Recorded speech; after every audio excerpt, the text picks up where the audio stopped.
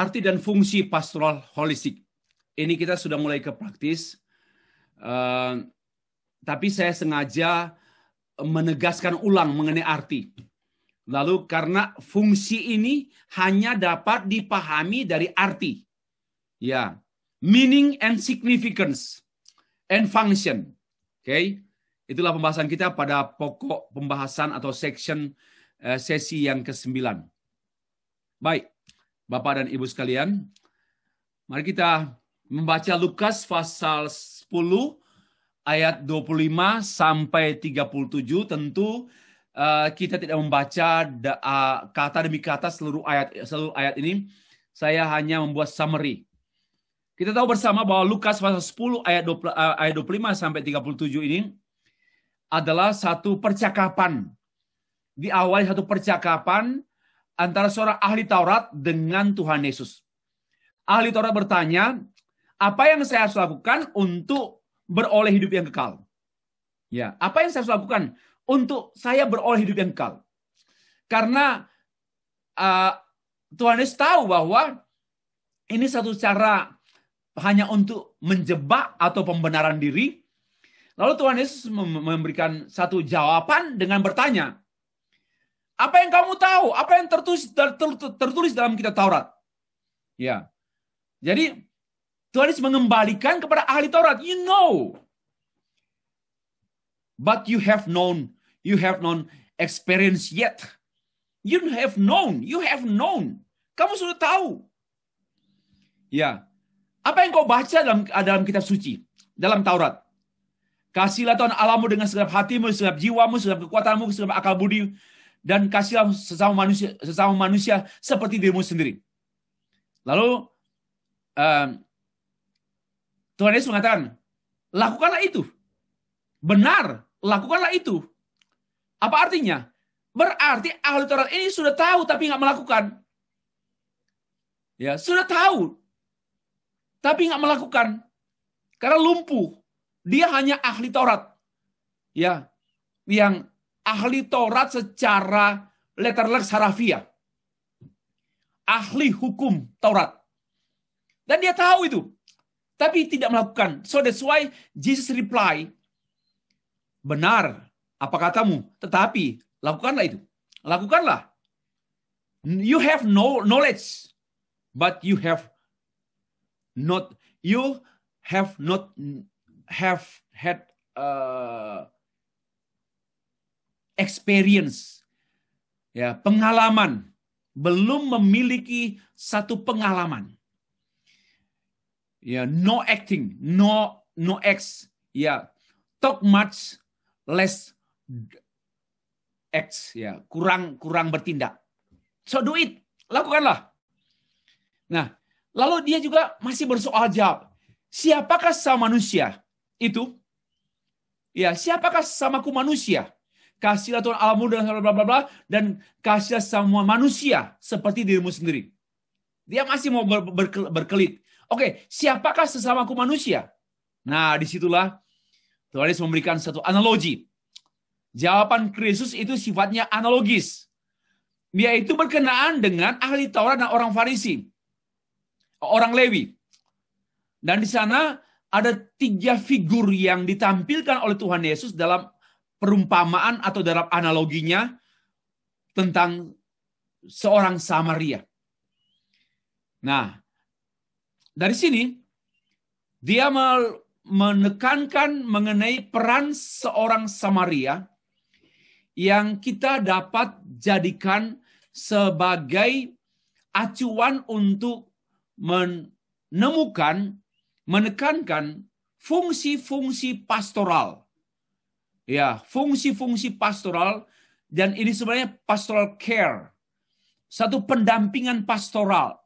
Pastoral care, satu kepedulian pastoral dari seorang Samaria. Adalah seorang yang turun dari Yerusalem.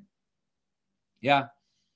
Dan seorang yang turun, kemudian kemungkinan kalau dia turun dari Yerusalem berarti kemungkinan besar, coba ya kita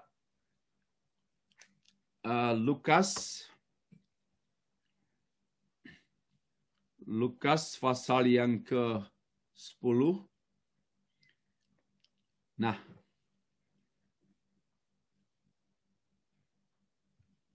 baru Tuhan Yesus menjelaskan pada ayat yang ke-30. Adalah seorang yang turun dari Yerusalem ke Yeriko. Turun dari Yerusalem, kemungkinan besar orang itu adalah orang Yahudi. Kemungkinan besar. Turun dari Yerusalem ke Yeriko, dan dia kemungkinan orang Yahudi, dan dia dirampok oleh para penyamun-penyamun dan perampok. Habis-habisan. Dan dia dipukul. Dan dia ditinggalkan begitu saja setengah mati. Lalu kemudian ada seorang yang imam turun juga dari Yerusalem, berarti imam. Pertama, kemungkinan besar dia melihat sebangsanya, umatnya, jemaatnya, tetapi melewati begitu saja. Sesuatu yang tamparan besar. Ketidakpedulian pemimpin agama kepada umat Allah. Ya, andai kata dia bukan orang Israel, bukan orang Yahudi yang turun dari Yerusalem. Tetapi itu pun dia acuh tak acuh. Ya, acuh tak acuh dengan orang yang dalam kondisi tak berdaya. Itu para imam yang kehilangan kasih, kehilangan kebenaran, dan kehilangan segala sesuatu. Dia adalah manusia yang terhilang. Daripada orang yang dipukul setengah mati ini, dia belum tentu menjadi orang yang terhilang. Karena kenyataannya dia ditemukan. Nah, inilah kisahnya, analoginya. Lalu demikian pula dengan seorang namanya Lewi. Orang yang aktif pelayan di rumah Allah. Sama juga perilakunya antara pemimpin agama dan antara pelayan-pelayan agama juga sama perilakunya. Tidak peduli dengan kemanusiaan. Tidak peduli dengan sesama manusia. Yang boleh jadi mereka adalah umat.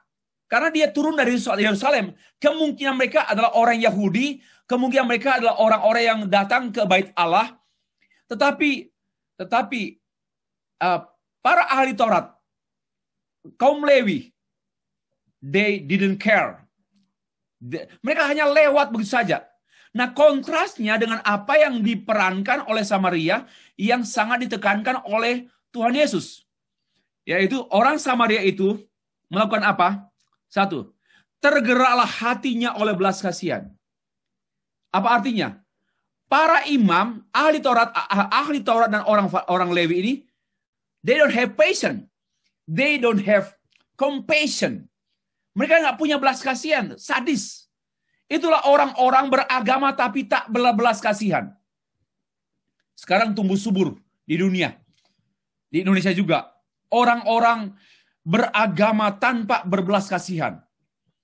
Ya, pemimpin-pemimpin agama yang kemudian mengangkat pedang, membunuh banyak orang seperti kelompok-kelompok garis keras fundamentalisme agama-agama tertentu yang mengklaim Allah, mengklaim agama sebagai agama yang benar, membela Allahnya, tapi dia dengan cara berperi dan tidak berperi kemanusiaan. Dan itulah yang sudah menggejala pada beberapa tahun terakhir ini atau satu dekade terakhir ini. Ya, itu satu gambaran yang kontras, ya, yang sama dengan para ahli Taurat, orang Lewi yang aktivis, yang adalah pemimpin umat, tetapi tidak peduli dengan umat yang dalam keadaan tak berdaya. Ya, seperti pemandangan sekarang ini. Because they don't have a compassionate heart. Nggak punya hati yang berbelas kasihan. Karena itu, they don't have God's love. Karena orang yang berbelas kasihan itu hanya mungkin murni kalau mereka memiliki agape kasih Allah. Karena because they don't have God's love, of course they don't have compassionate heart. Ya. Tapi orang Samaria ini mempunyai belas kasihan. Bapak Ibu tahu orang Samaria ini boleh dikata orang yang kontras, tak peduli agama. Tidak beragama, boleh dikata, tidak peduli dengan agama, tidak menekankan keagamaan. Tetapi mereka sangat peduli. Dan dia membalut luka-luka dari orang yang dipukul setengah mati oleh penyamun. Dia membalutnya. Ini pastoral. Dia menyirami dengan minyak dan anggur. Ya, ini siapa nih Samaria ini? Dan andai kata pun Samaria bisa tahu mengidentifikasi atau merecognize bahwa orang yang terkapar itu adalah orang Yahudi, semestinya orang Samaria ini nggak mau tolong karena orang Yahudi dan orang Samaria itu musuh bebuyutan secara etnis. Tidak mungkin mereka bisa bertemu. Tetapi ini kontras sekali. Orang Samaria ini memberi perhatian, tidak peduli pertentangan etnik, pertentangan agama, tidak peduli. Ini kemanusiaan yang sedang hilang pada masa kini. Nah, dia menyirami dengan minyak dan anggur, berarti ada biaya. Saya yakin bahwa minyak dan anggur ini tidak dibawa oleh orang yang sakit, yang jatuh, yang dipukul, ya, yang dirampok. Tidak, tetapi dia ada pada orang Samaria ini. Orang Samaria ini memiliki anggur dan minyak. Berarti dia punya kerelaan bayar harga. Ini pastoral kerelaan bayar harga. Dan juga memang sangat berbahaya kalau dia diketahui oleh sesama orang Samaria. Wah, dia bisa dikucilkan. You menolong orang yang tidak seetnik, tidak sebangsa, dan tidak seagamamu. Kita sudah tahu kita begadu atau berperang selama ini, tapi kamu mau menolong dia. Ini yang kedua. Kalau orang Yahudi itu sadar, kemudian mengatakan, wah, kamu yang tolong saya, musuh saya. Biasanya enggak mau. Gengsi lebih baik mati daripada gengsi. Ya kan? Orang Yahudi, no, don't help me. I can do by myself. Ya. Tapi orang Samaria ini rela mengambil risiko. Sekalipun mungkin dia ditolak, tetapi memang terkapar, tak berdaya, setengah mati kan. Jadi ya ditolong. Lalu menaikkannya ke keledai dan membawanya ke penginapan, the nearest area. Ya, ini satu pelayanan pastoral care yang diperankan oleh seorang Samaria yang tidak dikenal dan tidak dikenal sebagai orang yang patut dan mempunyai kompetensi dan kebiasaan menolong. Tidak. Ya. Lalu dia merawatnya di rumah penginapan. Kemudian setelah merawatnya, membayar biaya penginapan. Dan meminta kepada yang pemilik penginapan itu untuk melanjutkan perawatan. Because dia akan pergi dan akan kembali. Dan akan membayar semua. Ini satu gambaran yang sungguh-sungguh memukul telak orang-orang yang sok suci, sok pastor, sok rohani, tetapi busuk dan buruk. Ya, Samaria ini, figur Samaria ini, orang yang tidak dikenal, tidak ada indikasi kuat dia orang religius.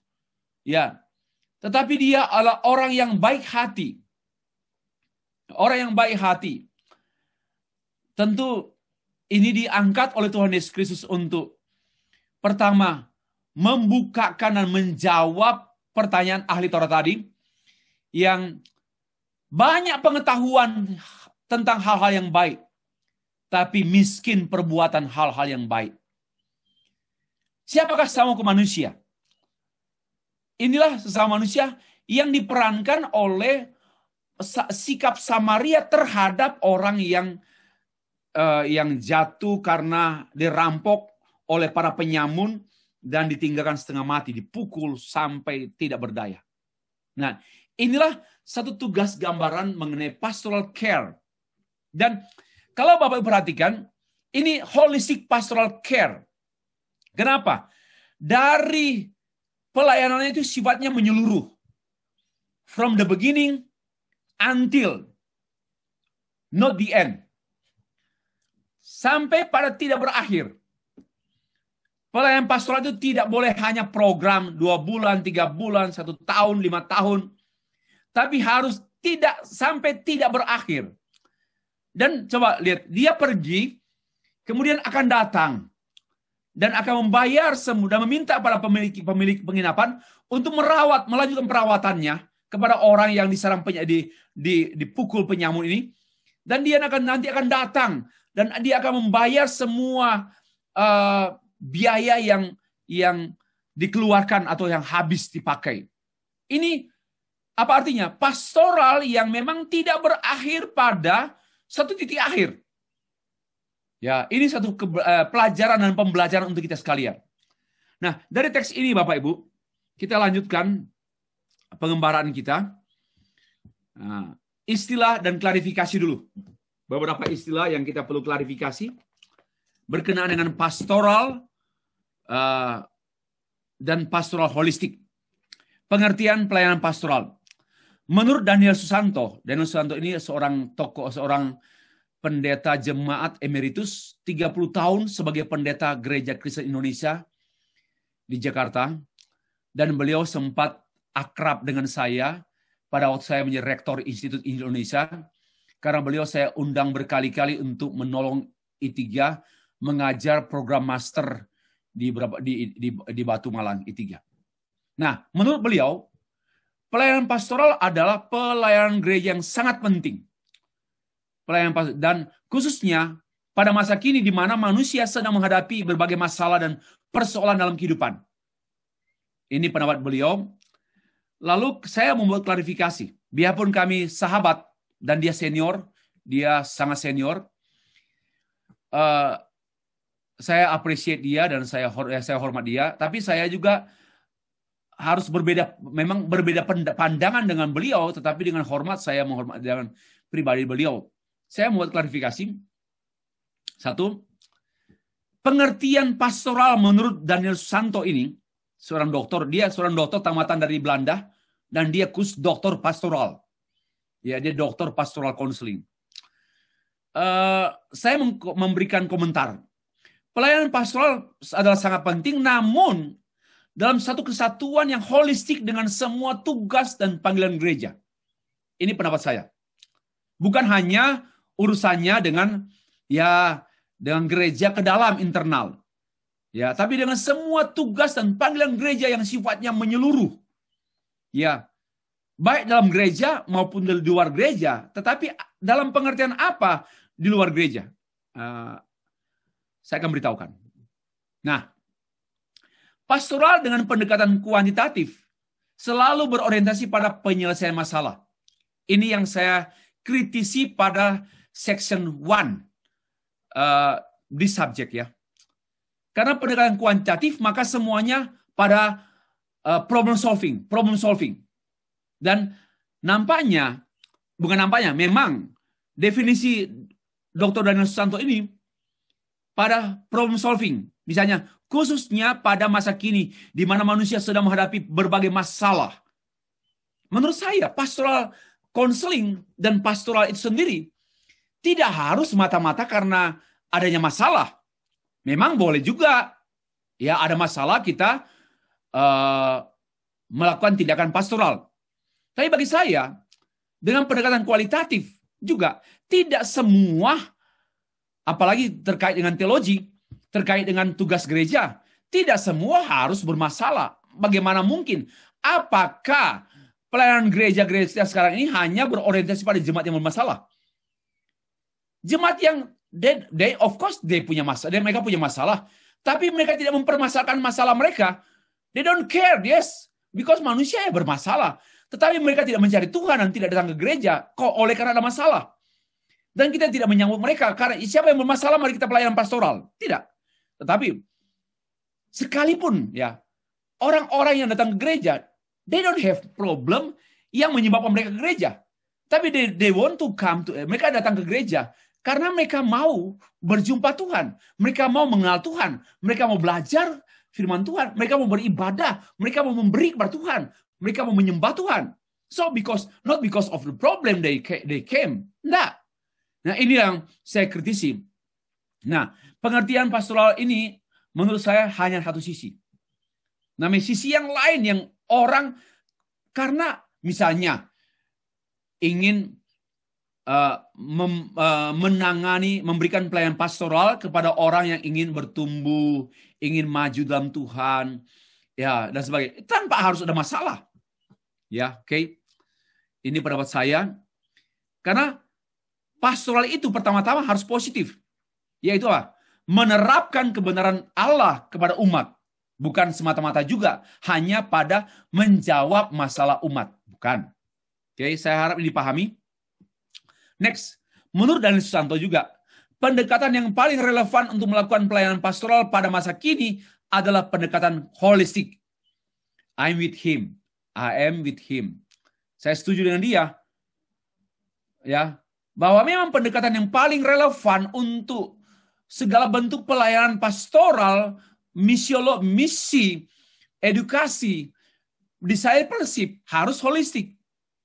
Kenapa? Saya sudah jelaskan pada sesi ke-6. Keharusan keniscayaan holistik pastoral. Ya, tidak mungkin tidak. Tetapi ada sesuatu yang saya ingin komentari di sini. Nah,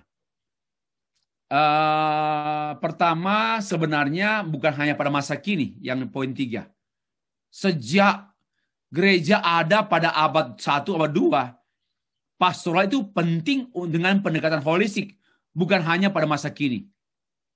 Tapi pada sepanjang masa. Karena dari Alkitab holistik itu, ide holistik muncul. Bukan ide lapangan. Dari Alkitab ide holistik. Kasihlah Tuhan Allahmu dengan segenap hatimu, segenap jiwamu, segenap kekuatanmu, segenap akal budimu. Itu holistik. Ya, itu baru satu sisi. Nah, jadi bukan masa kini saja, tapi sepanjang masa. Kedua, bagi Susanto, pelayanan pastoral gereja-gereja Protestan dapat dikatakan sekarang ini sempit dan terbatas. Kenapa? Komentarnya karena hanya diarahkan kepada individu-individu atau kelompok-kelompok yang kecil. Dan hanya pada anggota-anggota gereja. Hanya ke dalam gereja. Kenapa tidak terbuka keluar masyarakat? Dan juga, kenapa tidak juga menyangkut alam semesta? Nah, saya pikir dua hal. Satu sisi, setuju. Tapi di sisi lain, perlu dikritisi. Memang anak saya, Sandy, sudah menulis satu buku dari tesisnya mengenai providensi Allah atas orang tak percaya. Dan implikasi pastoralnya juga. Kita perlu memberi perhatian kepada orang-orang yang belum percaya, yang tidak percaya orang beragama lain. Ya, sama juga dengan orang Kristen yang tampak Kristen, kita memberi perhatian.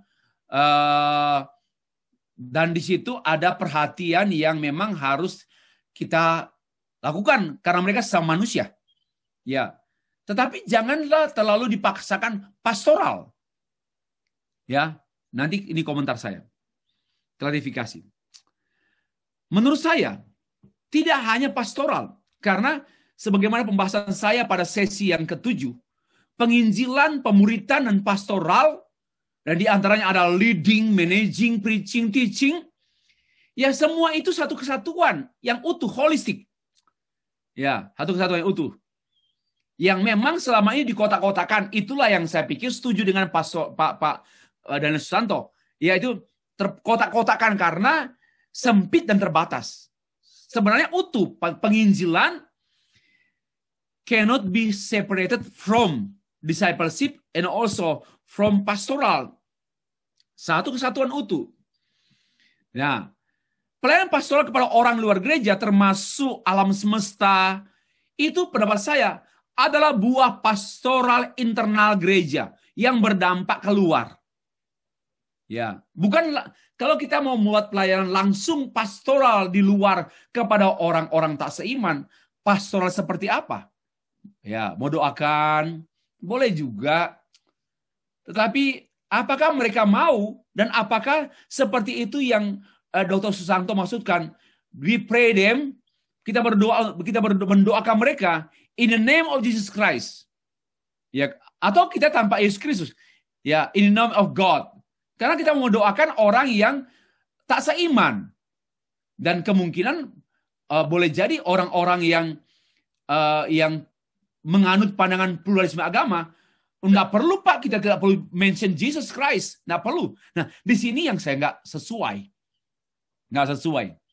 karena itu ada harus dampak daripada kebenaran yang dialami oleh orang percaya berbuah pada perilaku hidup orang percaya di luar gereja, yang itulah namanya refleksi bias daripada pastoral life umat Tuhan ke orang tak seiman. Ya. Nah, pelayanan langsung kepada orang-orang di luar gereja, social counseling mungkin bisa dipertimbangkan. Pelayanan sosial membantu mereka ya dalam hal menolong mereka untuk meningkatkan mutu pertanian, mutu peternakan, mutu pernikahan mereka orang yang tidak seiman dengan kita. Enggak masalah, itu wajar, normal itu. Mereka sesama manusia, bagi saya wajar.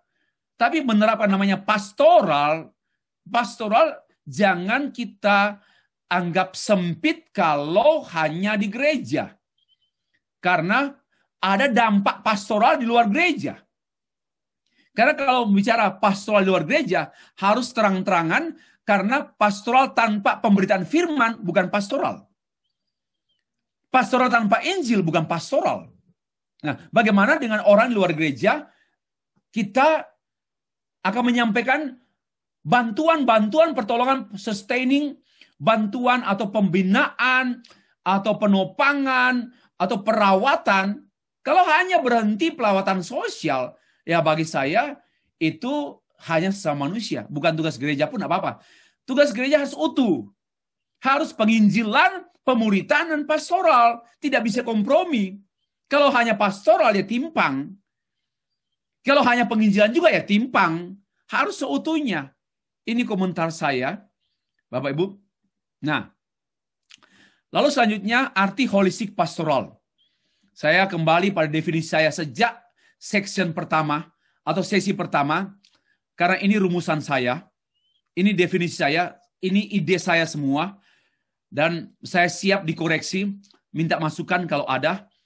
Gini, saya baca untuk ketiga kalinya, bahkan mungkin untuk keempat kalinya. What is the meaning of holistic pastoral ministry? Yaitu pelayanan kepada umat atau orang percaya. Nih, orang percaya, saya sengaja. Orang percaya yang dilakukan oleh pribadi-pribadi. Pelayan gereja yang seutuhnya, pribadi yang seutuhnya. Seperti yang dikemukakan oleh Paulus, hendaklah kamu menjadi teladan bagi orang percaya dalam perkataanmu, dalam tingkah lakumu, dalam kasihmu, dalam kesetiaanmu. Ini mengenai pribadi yang seutuhnya, dalam imanmu, dalam pengorbananmu, dalam kesetiaanmu, dalam iman dan sebagainya. Itu. Nah, dan itu berkenaan juga dengan panggilannya, otoritasnya. Otoritas seorang pelayan itu pada firman Allah. Bukan pada gelarnya, bukan pada kecakapan yang ngomong, bukan pada teori-teori yang dia terapkan, bukan. Otoritas seorang pelayan Tuhan dalam pelayanan holistik itu pada Alkitab, firman Allah, pada pemahamannya, pada pengertiannya, pada komitmennya, pada firman yang menghidupkan dirinya. Baru juga itu menyangkut sikap kita pada kebenaran Allah, sikap kita pada orang yang kita layani, dan kompetensi dan serta tindakan-tindakan yang dapat dipertanggungjawabkan. Itulah pribadi yang seutuhnya. Ya. Lalu melalui peran seutuhnya. Nah, peran seutuhnya dari teks ini, mari kita perhatikan ya. Coba perhatikan ini. Mendamaikan, menyembuhkan, memelihara, menjaga, menopang, membimbing, mendewasakan. Untuk menjangkau semua warga gereja yang punya hati, punya jiwa, punya akal budi, punya kekuatan di dalam konteks apa? Sosial, ekonomi, budaya, politik, militer, dan sebagainya. Ya, melalui semua bidang yang seutuhnya.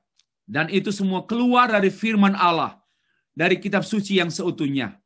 Demi pewujudan kerajaan Allah, God's kingdom, di bumi seperti di surga. Ini definisi saya. Saya sendiri yang memformulasi pengertian ini. Nah, dari sini maka ada notes-nya.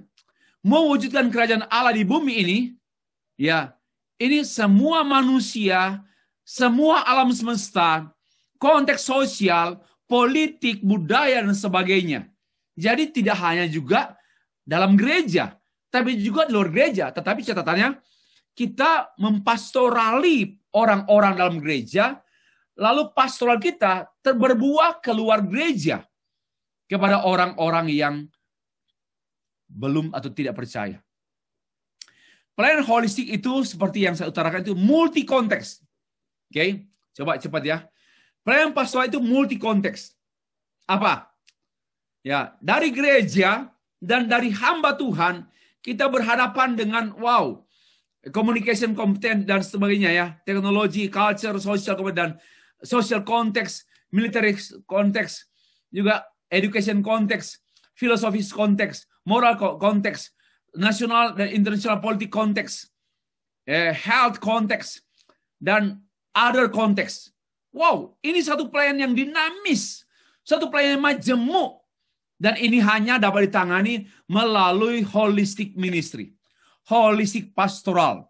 Ya, karena multi konteks, maka hanya mungkin must be holistic, harus holistic. Tidak gampang, tetapi tidak berat. Ya, tidak gampang tapi tidak berat karena kita tidak menanggungnya. Pelayan gereja itu Tuhan sendiri dan kita hanya alat-alatnya. Ya, sebenarnya Allah lah yang melayani dirinya sendiri dan Dia memakai kita sebagai instrumen pelayanannya kepada dirinya sendiri. Kalau mau memahami, karena kan kehendaknya, siapa yang bisa memenuhi kehendaknya? Hanya Dia. Kita manusia, bukan Allah. Kehendak Allah. Kehendak Allah hanya dapat dilaksanakan oleh Allah sendiri. Dan Dia menggunakan kita umatnya yang berkehendak juga. Oke. Kemudian, fungsi pastoral holistik itu, para ahli pastoral pada umumnya mengusulkan fungsi-fungsi pastoral holistik sebagai berikut. Pada umumnya mereka mengatakan bahwa dimulailah, kita harus healing dulu. Kita nggak bisa langsung dengan langkah lain, harus healing dulu, sembuhkan dulu. Mengatasi kerusakan, memperbaiki untuk menuju kepada keutuhan. Ada penyembuhan dulu, kemudian kita baru menopang supaya dia bertahan, menolong mereka untuk bertahan. Kalau dia misalnya kita mau menolong orang sakit dan dia di rumah sakit, kita harus menyembuhkan dia dulu supaya menjadi pribadi yang utuh. Dan andai kata dia tetap sakit, kita mau topang dia bertahan. Ya, kita sustain dia, but not because our psychological approach, but firman Allah yang sustain. Ya, kamu bertahan, sabar, dan terimalah masalah ini, terimalah kondisi ini, karena Allah turut bekerja. Ini sustaining. Kemudian setelah sustaining, sustain ini dibagi dalam empat bagian, 4 jenis. Yang pertama, preservation, atau kita harus menjaga, menopang dia dalam rangka menjaga hatinya supaya nggak kecut, menjaga hatinya supaya nggak tawar hati. Kita harus sustain, kita harus topang dia, jaga terus, jangan sampai dia akhirnya putus asa, bunuh diri, nggak mau minum obat lagi, nggak mau doa lagi. Harus preservation. Preservation itu penjagaan. Lalu harus hibur, consolation, hibur dia, kuatkan dia. Ya, ingatlah masa-masa indahmu dengan Tuhan. Pada waktu kamu berdoa 2 bulan yang lalu dan Tuhan menjawab doamu. Ingatlah, kita harus membuat penghiburan, consolation. Nah, juga harus ada consolidation, penguatan. Ya, kamu masih ada hari esok. Kamu masih punya tanggung jawab. Masih ada tanggung jawabmu di gereja. Ayo, kuatkan dirimu. Dan ingat firman Allah dan penguatan semua ini yang namanya preservation, consolation, consolidation, redemption, semuanya came from God's words. Datang dari firman Allah. Ya. Lalu ada penguatan dan ada pemulihan atau penebusan. Ya, pemulihan. Dalam konteks ini disebut pemulihan. Ini namanya sustaining. Ya, kalau Bapak Ibu mau menulis satu tesis berkenaan dengan pastoral, langkah-langkah ini bisa digunakan untuk tesis Bapak Ibu. Ini langkah ilmiah. Ya, ini langkah-langkah ini pun ada langkah-langkah dalam Alkitab. Nah, setelah sustaining, menopang, ada guiding. Menolong orang yang tidak tahu atau dalam keadaan bingung untuk mengambil keputusan atau memberikan petunjuk bimbingan yang sifatnya menyeluruh, guiding. Ya, misalnya ini bisa orang yang tidak punya masalah, atau bisa orang yang sakit juga. Kasih guiding. Kamu jangan juga terlalu bergantung pada obat. Kamu juga harus berdoa. Kamu jangan juga hanya berdoa. Kamu juga harus ke dokter. Kamu juga jangan hanya berdoa dan ke dokter. Kamu punya pola makan. Ini guiding. Ya, guiding. Menyeluruh lah, sifatnya holistik. Dan ingatlah, kamu juga harus berusaha. Ya, saya tahu kamu lemah, tapi jangan menyerah. Kasihan loh, lihatlah kakakmu, lihatlah ibumu dan mamamu. Mereka juga berjuang untuk kamu sembuh. Ada guiding. Ya, ada encourage. Lalu juga yang keempat, ada reconciling. Ada pemulihan, membangun kembali hubungan yang rusak dengan Allah dan dengan sesama manusia. Dipulihkan lagi. Ya, misalnya dia sudah tidak bergereja selama sekian tahun karena dia kecewa pada pendeta atau pada elders atau langsung pada Tuhan. Lalu dia harus ada pemulihan. Ya, harus pemulihan hubungan dengan Tuhan.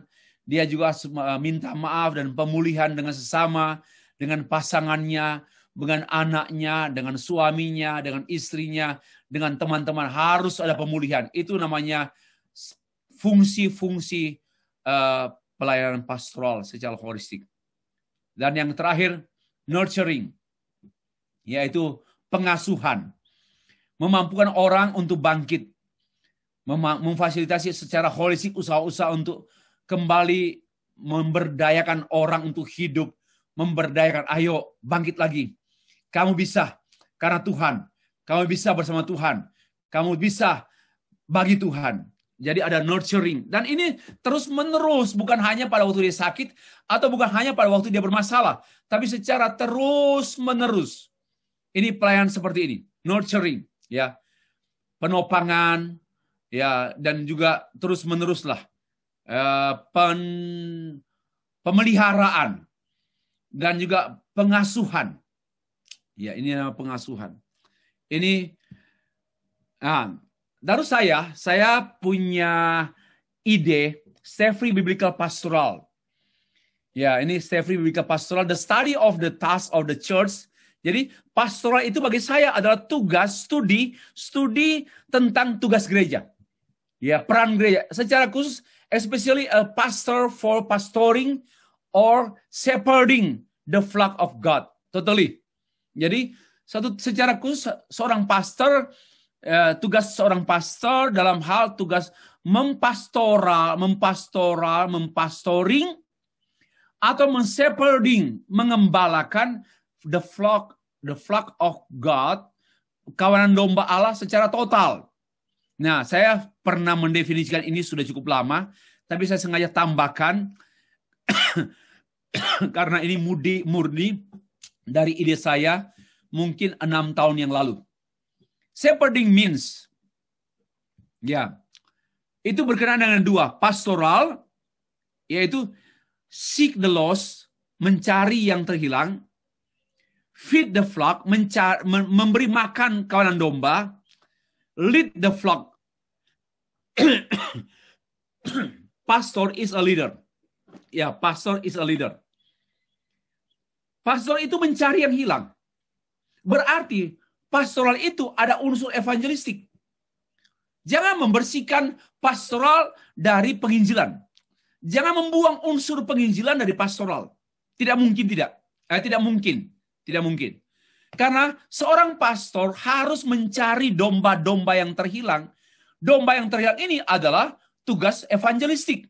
So, pastor is evangelist. And then, pastor adalah bertugas untuk memberi makan kawanan domba. Dan makanan apa yang diberikan oleh pastor kepada domba-dombanya? Yaitu kebenaran Allah yang dari Alkitab. Yaitu kebenaran teologis. Ya, jangan hanya saya memberikan firman Allah yang tertulis, baca saja. Tapi bacaan Alkitab itu harus dijelaskan. Penjelasan kebenaran Alkitab yang tertulis itu, penjelasan itu teologi ya. Karena mungkin hanya baca Matius 1 ayat 1 sampai 11. Amin, selesai. Itu firman Allah.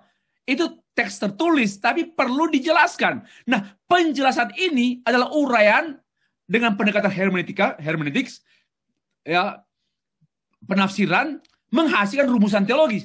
Rumusan teologi ini namanya teologia. Dan itulah yang kita ajarkan kepada jemaat. Itulah yang menjadi makanan jemaat. Feed the flock. Lalu yang ketiga, lead the flock. Memimpin kawanan domba. So, pastor is a leader. Ini rumusan saya 6 tahun yang lalu. Dan saya pikir saya perlu tambahkan di sini. Ya. Lalu yang keempat, organize the flock. Organize ini menuntut peran pastor, peran pendeta. A pastor is a manager. Seorang pendeta adalah seorang seorang manajer yang memanajemeni umat, memanajemeni pelayanan umat. Harus manajerial. Dan Allah adalah manajer agung. The great manager is our God in Trinity. Oke. Okay. Nah, yang kedua, counseling. Ini definisi saya 6 tahun yang lalu. Ini perlu diperbaiki juga menurut saya. Karena saya sudah membuat definisi-definisi baru lagi. Sebagai pengembangan kebenaran. Bukan kebenaran baru. Nggak ada kebenaran baru. Yang ada penjelasan dan kemajuan penjelasan kebenaran. Kan? Counseling juga. Karena pastoral tidak mungkin terpisah dari konseling, dan konseling mestinya tidak boleh terpisah dari pastoral. Kalau konseling terpisah dari pastoral, itu hanyalah psikologi. Ya, ilmu yang mempelajari perilaku-perilaku manusia dan mengatasi masalah-masalah manusia dengan konseling dan ilmu jiwa. Bagaimana mungkin ilmu jiwa menolong orang sakit jiwa, ya sama-sama sakit jiwa. Must be pastoral. Counseling must be pastoral, and pastoral must be counseling. Okay. Counseling itu adalah healing the flock. Menyembuhkan kawanan domba. So that's why pendeta itu adalah seorang penyembuh. Seorang tabib, seorang penyembuh. Tentu bukanlah dukun. Bukan juga hamba Tuhan yang mengklaim diri punya karunia kesembuhan seperti yang diperankan oleh sejumlah pengkhotbah masa kini seperti Benny Hinn sebagai seorang healer, penyembuh, bukan. Tapi penyembuhan ini penyembuhan sakit jiwa, sakit hati, dan semuanya berakar pada dosa. Ya, penyembuhan fisik kan ada medis, penyembuhan jiwa kan ada ahli, ada psikiater. Tapi akarnya semua ini termasuk penyembuhan mental, penyembuhan penyakit apapun, dan terlebih berakar pada penyembuhan penyakit dosa. Pencuri, perampok, penipu, itu penyakit rohani ya. Penipu, koruptor. Nah, harus disembuhkan. Itu dari kau. Yang kedua, comfort the flock. Pastor is a counselor. Pastor is a healer, and also pastor is a counselor. Dan dia harus menghibur, menguatkan. Ya, menguatkan. Ini tugas-tugas pastoral counseling. And the last point, sustain the flock in the trouble. Pastor is a sustainer. Pastor itu seorang penopang.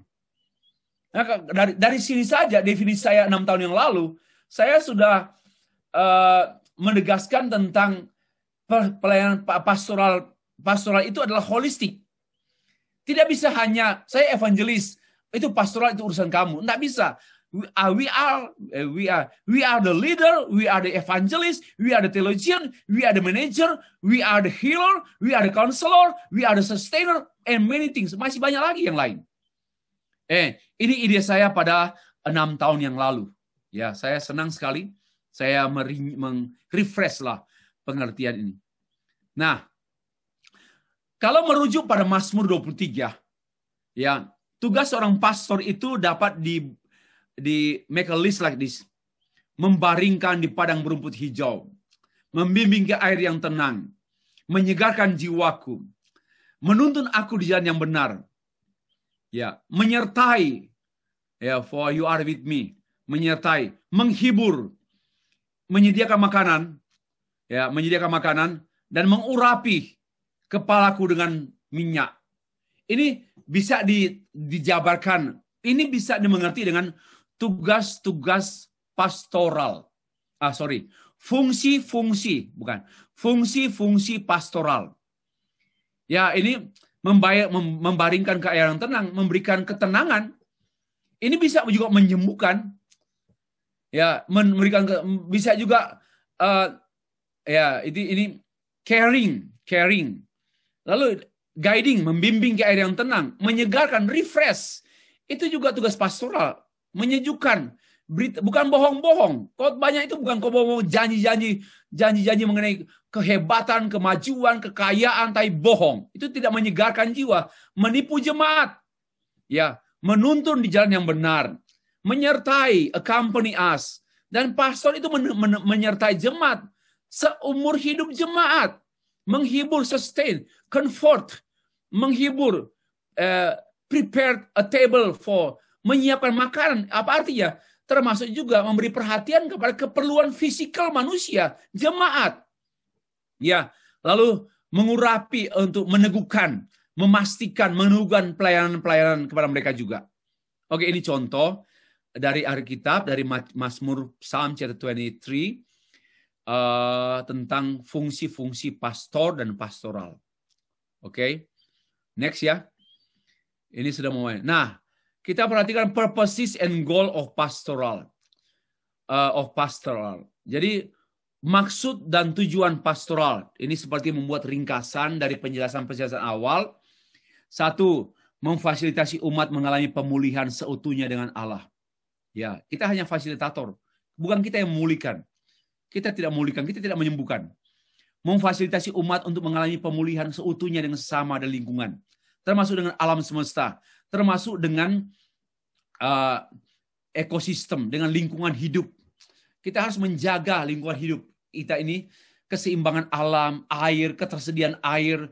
Jangan kotor, jangan ada rumah kaca, jangan ada gereja yang punya glasis kaca. Itu tidak akrab dengan dengan alam semesta, dengan lingkungan semesta. Itu harus, ya. Tapi jangan langsung terapkan pastoral, itu jembatannya rusak. Nah, yang kedua, 3, memfasilitasi umat untuk mengalami kehidupan seutuhnya, fullness of life, only in Christ Jesus. Ya, mengalami kehidupan yang sepenuhnya, seutuhnya.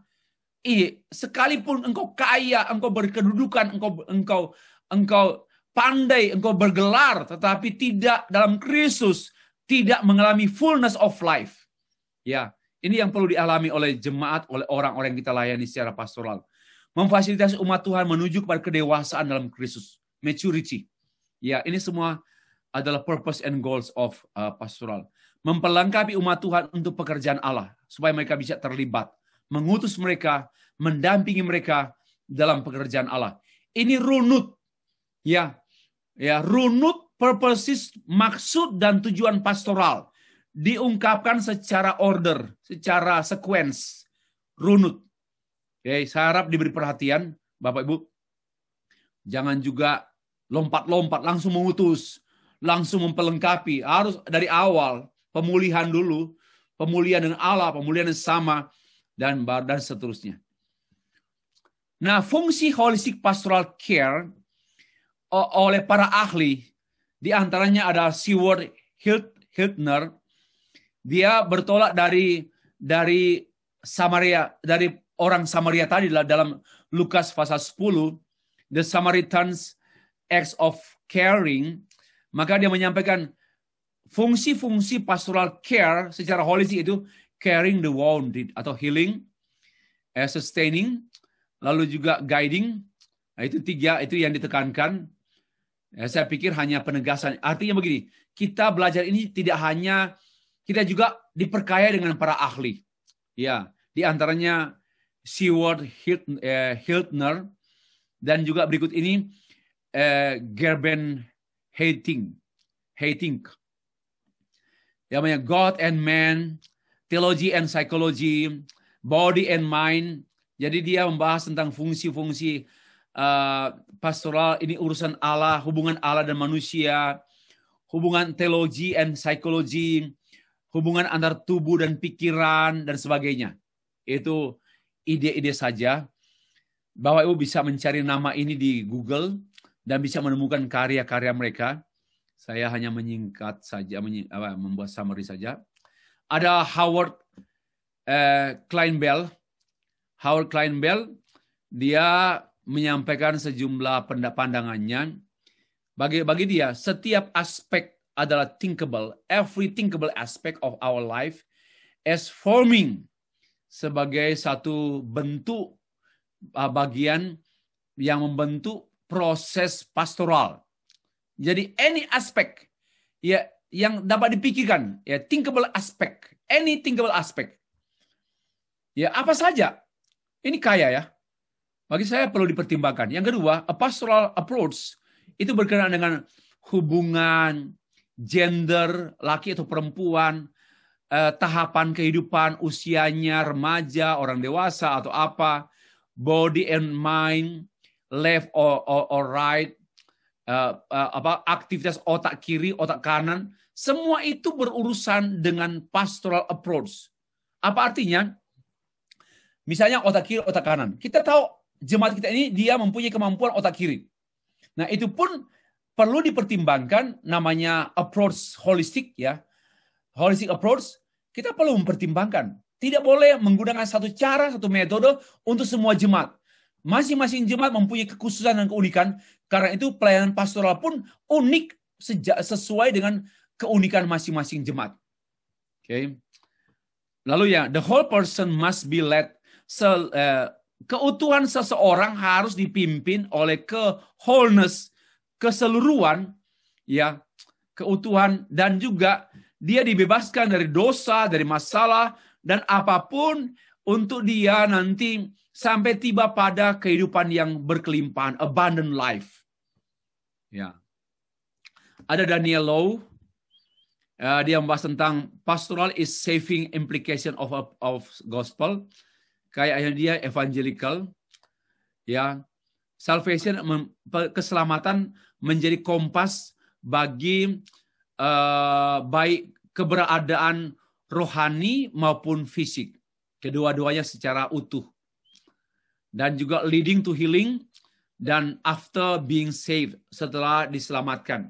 Dan saya pikir betul kita harus menolong orang bertemu dengan Tuhan Yesus dulu, diselamatkan, baru dihidupkan, mata rohaninya terbuka, baru dibina. Ya, seperti itu. Disustain, dimobilize, diutus, didampingi, dan sebagainya. Saya pikir itu. Oke. Ini jawaban saya ya. Holistic pastoral saya sudah tidak bahas lagi. Yang saya tekankan itu warna kuning. Bahwa pelayanan pastoral holistik itu di peran seutuhnya apa? Mendamaikan. Maka dia harus evangelistik dulu. Harus mendamaikan dulu. Apa artinya? Harus menginjili orang tersebut dulu. Proclaim the gospel first. Walaupun pendekatannya boleh dengan cara apapun. Lalu menyembuhkan dia. Lalu memelihara dia. Menjaga dia supaya dia teguh. Menopang dia. Lalu membimbing dia. Sampai mendewasakan dia. Inilah fungsi-fungsi daripada holistic pastoral menurut saya sendiri. Sesuai dengan definisi yang saya sudah utarakan. Oke, next. Penutup. Penutup ini adalah implikasi. Jadi saya hanya membuat implikasi dari penjelasan fungsi-fungsi pastoral, holistic pastoral approach. Itu satu. Pelayanan pastoral holistik menuntut satu, pribadi dan kompetensi seutuhnya. Dan kedua, sinergis dan berkesinambungan. Peran yang sinergis dan peran yang berkesinambungan. Ya, kita harus mensinergiskan semua ilmu, semua pandangan, semua pendapat untuk melihat satu pelayanan pastoral, penanganan pastoral secara utuh. Jangan hanya according to the Bible. Ya, jangan juga. Itu sempit. Dan bagi saya tidak meremehkan. Karena Alkitab juga mendukung kita menggunakan secondary resources. The Bible is the primary resources, but the secondary resources kita juga perlu terbuka dengan bantuan-bantuan dari ilmu-ilmu lain yang bersumber dari wahyu Allah secara umum. Di antaranya psikologi. But psikologi itu hanyalah secondary resources, not the primary resources. Dia sinergiskan, dan kita harus memikirkan bagaimana pelayanan itu harus berkesinambungan. Terus-menerus berkesinambungan. Ya, oke. Pastoral adalah satu proses yang seutuhnya, bukan program. Ya, program ada dana, ada awal, ada akhir. No. Pastoral itu adalah proses yang holistic process of doing pastoral. Ya, bukan program. Yang keempat, multitasking, pelayanan simultan. Seperti, ya, itu multitasking, ini multitugas. Multitasking, dari kata task. Multitugas. Jadi memang pastoral itu tidak hanya satu tugas, tapi multi. Dia berkenaan juga dengan evangelism, discipleship, leading, preaching, teaching, managing, writing. Itu multitasking. Ya, itu pastoral. Dan kita harus melibatkan komunitas. Melibatkan all community involvement. Libatkan, jangan main sendiri, jangan hanya kita sendiri, tapi seluruh warga gereja dilibatkan dalam tugas pastoral. Jangan main sendiri. Seperti Moses hanya menangani sendiri. Dia melibatkan orang-orang sehingga mertuanya memberikan nasihat. Orang-orang yang bisa menjadi perpanjangan tangan daripada Musa. Harus libatkan. Dan yang terakhir harus networking. Harus libatkan pihak luar, misalnya ada ahli lain yang bisa kita minta membantu kita dalam hal-hal tertentu dalam gereja. Harus networking. Jangan tidak mengerti tapi kita berdiam diri terus. Harus networking. Karena multitasking ini juga harus networking. Multitasking ini kalau tidak, ini kan multi tugas. Juga multi seperti handphone dengan multitasking. Ya, itu harus ada networking juga yang multi networking. Ya, jadilah pastor yang walaupun kita menjadi pastor di satu gereja kecil di desa, tetapi kita multitasking dan juga multi networking sampai kita memiliki hubungan yang dinamis dengan pastor-pastor yang ada di Afrika, di Eropa, di Australia, Malaysia, Indonesia, di Jepang, dan sebagainya. Inilah satu gambaran tentang fungsi-fungsi holistic pastoral ministry. Terpujilah Tuhan kita. Terima kasih. Saya kembalikan kepada pemandu acara.